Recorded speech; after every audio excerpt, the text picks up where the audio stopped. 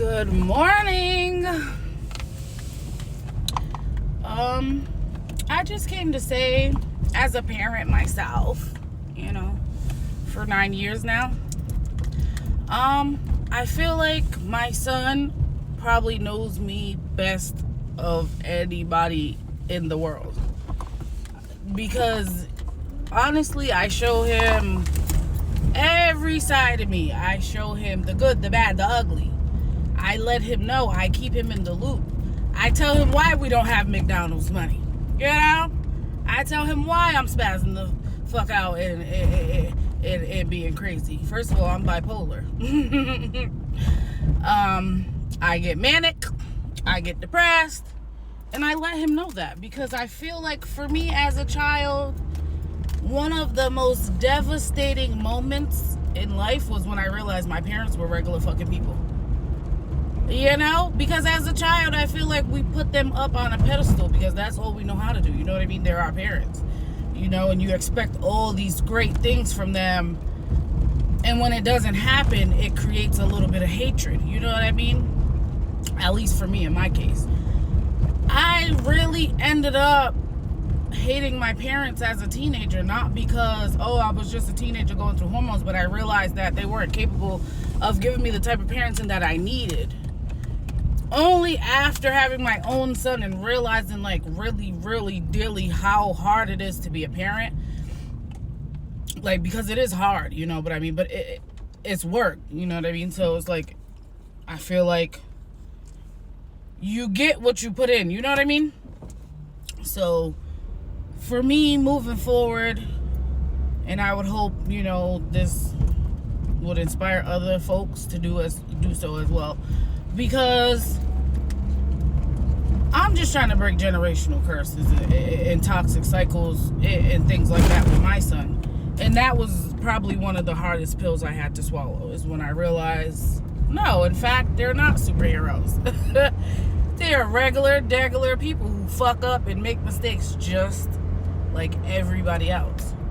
So I feel like the earlier on you be honest with your children, obviously not when they're fucking toddlers or anything like that, but just when they start asking those kinds of questions why is this happening or why, don't just sit there and be like, oh, because. That's leaving unanswered questions, you know what I mean? That some kids don't fucking get answers to ever. They end up in therapy wondering why, you know what I'm saying, you never had no fucking McDonald's money, or why it was because you said so, but there was no real reason behind it. You know what I mean? We gotta do better. Because honestly, if kids are the future, I'm fucking terrified. I'm shitting bricks. I don't even. You think I want to be an old person depending on these young folks that are growing up in the world right now? They are treacherous. Very treacherous. And I feel like it's because we're all gentle parenting and we're all not really, you know what I mean? Being real folks. Being real people. Fuck all that going to cry in the shower and cry in the car. Cry in front of your kids. Show them vulnerability. Show them emotion. Show them hard times. Let's cut the narrative that we have to be these perfect people for our children, because trust me, I'm far from perfect. And my son tells me almost daily that I'm the best mom in the world. Almost daily. No exaggeration. Almost daily that I'm the best mother in the world. Granted, he's only ever had one mother. You know what I mean? But I never felt like I had the best mom in the world. And I love my mom. I do. We have a very toxic, complicated relationship, but that's still my mother. You know what I mean? Regardless. And knowing, growing up and knowing how hard it is to survive out here in these streets, I give her some grace. You know what I mean? I still communicate with her and things. We're still, we still talk. But had I still had the mindset that I had before I had my son, she'd be dead to me. She was dead to me a couple times. I brought her back to life. You know what I mean? In my story. But I think it was mainly because she had a lot of things that she was doing behind the scenes that we never got answers to. A lot of things that we had to experience with her that we never got answers to. You know what I mean? It was just kind of because. And now that I'm a grown adult, I'm like, no, it wasn't because. It was because you was doing X, Y, and Z. And instead of you just saying that and being vulnerable with your children, you raised a bunch of enemies because we don't understand you. You know what I mean? It's hard to be around somebody you don't understand. You don't feel safe because you can't predict their next move. You know? And not in a good, fun, exciting way. Like in a fight or flight, scared for my life, scared for my well-being most of the time. Because I don't know if I'm going to have a home to stay in today. Or, you know, I'm going to be sleeping on somebody else's couch by the end of the night. Like, and granted, she was a good mom. You know what I mean? She was just dealing with the cards she was dealt. You know what I mean? But I just don't feel like it was good enough for me. And I'm trying to be the parent that my son needs according to how he is and how he's doing. Granted, some days I don't have it.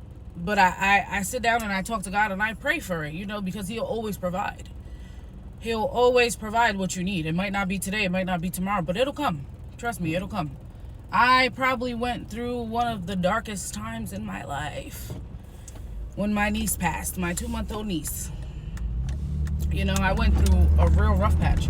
And for a while, I was numb. I didn't have any emotions. I didn't feel anything. I was upset with God. I was beefing with God. I was hurt, just hurt, like, it's about to bring tears to my eyes now, but I made it through, you know, like, I made it through to the other side. Like, I'm still hurt, don't get me wrong, but I've made a little bit of peace with it. Not all the peace, but, you know, and I let my son know at every turn how I was feeling. You know, how much I missed my niece, how I was grieving. He's seen me cry. He's seen me scream. He's seen me yell. He's seen me throw things. Because I never want to hide from my son that I'm a human. Yeah, I might be strong. I might be this. But I'm human. And I feel like the sooner we let our children in to know, like, we're human beings. Because you're going to let them down. You're human. You know what I mean? But I feel like the blow would be a little more cushioned at the end of the road, you know, if they had a little bit more understanding. But that's just my perspective. That's just how I'm going about motherhood. Because I feel like definitely that was one thing I struggled with, because I was very intelligent as a child, so I kind of understood more than what people would expect me to understand. So being deceived and lied to, and knowing that I was being deceived and lied to, I have trust issues to this day that I'm working on. I don't trust really nothing or nobody. I'll go along with it, but in the back of my mind, I don't trust your ass. So I feel like I'm trying to raise a human that won't need therapy because of me. Point blank, period. I don't want my son to have to go to a stranger to get the answers that he should get from me. And that's just what it is.